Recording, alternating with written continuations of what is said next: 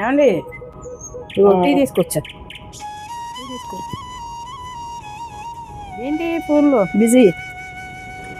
తిరుపతి దేవస్థానం దర్శనానికి lucky dip వేద్దామని చూస్తున్నాను. అది ట్రై చేస్తున్నారా?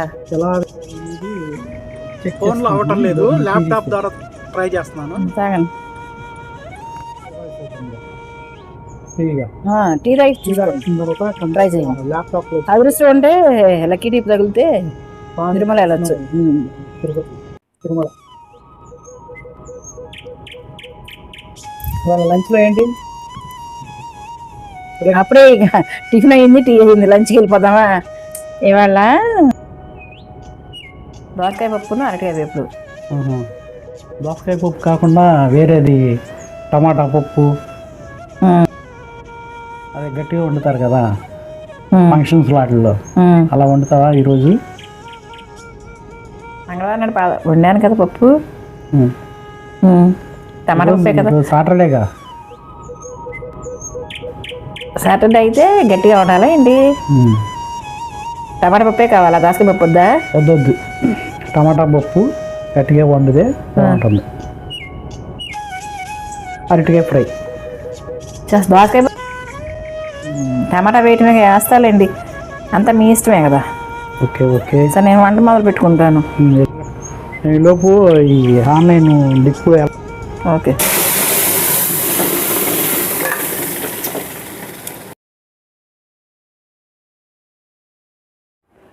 ఈరోజు టమాటా పప్పు చేసుకుందాం అండి, చాలా అద్భుతంగా ఉంటుంది. చాలా ఒక టమాటా పప్పుతో అన్నమంతా తినేయచ్చు, అంత బాగుంటుంది అనమాట. దానికి కావాల్సింది ఒక బౌల్ కందిపప్పు తీసుకున్నాను, 1/2 కేజీ ఉంటుందన్నమాట. 4 టమాటాలు తీసుకున్నాను, దీంట్లో సగం టమాటాలు కావాలి. 4 పచ్చిమిర్చి తీసుకున్నాను. నేను దీంట్లో ఉల్లిపాయ వాడనండి, రుచి అమోఘం అద్భుతం అనమాట. ఇప్పుడు సింపుల్గా ఈజీగా చేసుకోవాలంటే కుక్కర్ వాడుకుంటానండి. దీన్ని మనం వాష్ చేసుకుందాం. ఇలా కడుక్కొచ్చేసానండి శుభ్రంగా, పోసేసి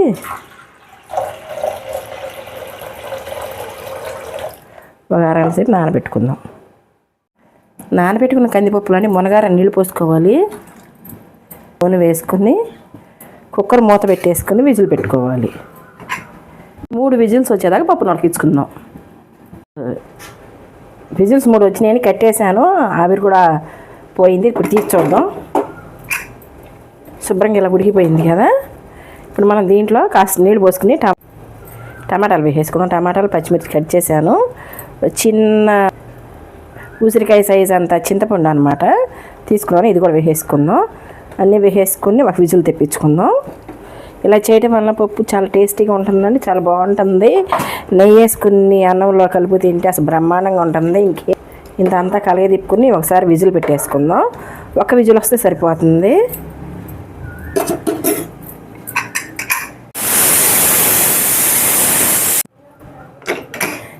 ఈ విజిల్ ఆరిపోయిందని తీద్దాం. ఉడిగిపోయింది, పప్పులో టమాటా చక్కగా ఉడిగిపోయింది కదా. ఇప్పుడు మనం మెదిపేసుకుందాం. స్టవ్ వెలిగిస్తాను. చూడు, పసుపు వేసుకుందాం, కారం వేసుకుందాం,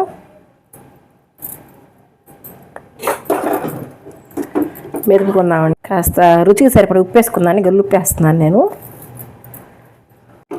ఇప్పుడు పప్పును మెదిపేసుకుందాం. ఇలా మెదిపేసానండి పప్పు అంతా.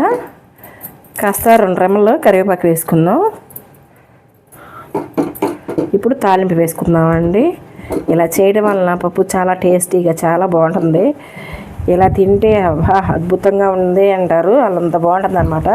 ఇప్పుడు మనం తాలింపు వేసుకుందాం. పప్పు తాలింపు వేసుకుందామండి. 2 గరిటెల నూనె వేస్తున్నాను.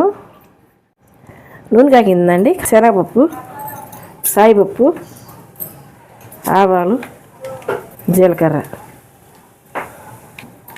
తాలింపు వేగుతుంది కదండి. ఎండుమిర్చి వేసేసుకుందాం. కాస్త ఇంగు వేసుకుందాం. కరివేపాకు వేసేసుకుందాం. పప్పు వేసేసుకుందామండి.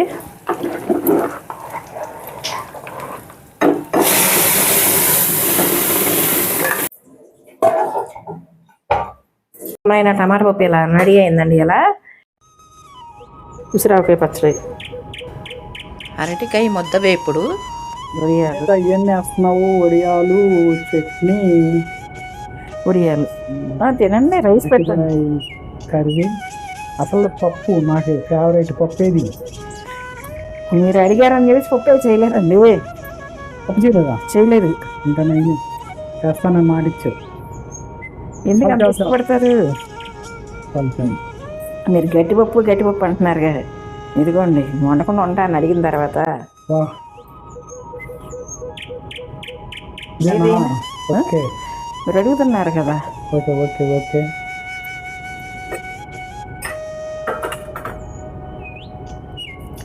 నెయ్యి వేస్తాను. కావాలన్నాయి ఐటమ్స్.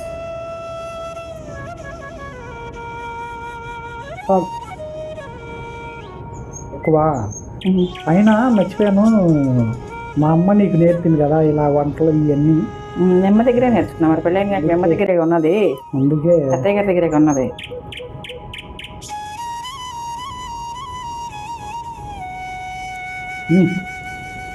చాలా బాగుంది.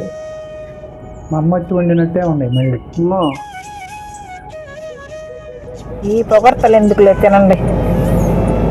మీకు నచ్చినందుకు ధన్యవాదాలు. చూడండి, అసలు పోరాడి అంత ఇష్టం అయితే అలా అడిగి తింటారు. టేస్టీకి ఎంత బాగుంటుంది. ఈ విధంగా మీరు కూడా ట్రై చేయండి, ఇది చాలా బాగుంటుంది. మీకు నచ్చితే కనుక కామెంట్ చేయండి, లైక్ చేయండి, షేర్ చేయండి. ఉంటానండి, బాయ్.